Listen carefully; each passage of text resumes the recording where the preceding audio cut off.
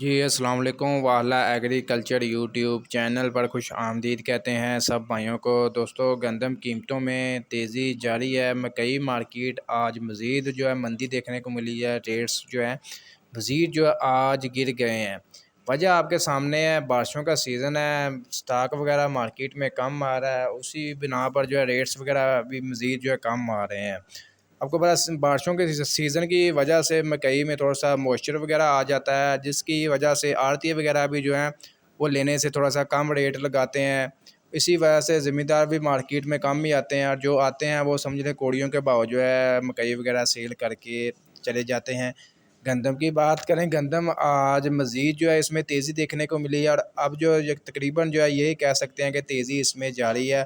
اب ڈاؤن نہیں ہونے والے گندم اب اس سے مزید اوپر کی طرف ہی جائے گی، اور اس دفعہ یہ تیزی آئے گی نا، یہ جو تیزی جا رہی ہے کافی زیادہ امکانات ہیں کہ 6000 کو یہ کراس کر جائے گی آنے والے کچھ دنوں میں، کیونکہ جس طرح بڑے شہروں میں گندم کا شارٹیج پیدا ہو رہی ہے۔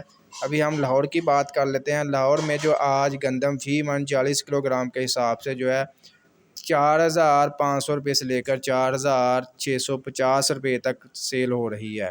اس کے علاوہ غلہ منڈیوں میں 4400 سے 4500 روپے تک۔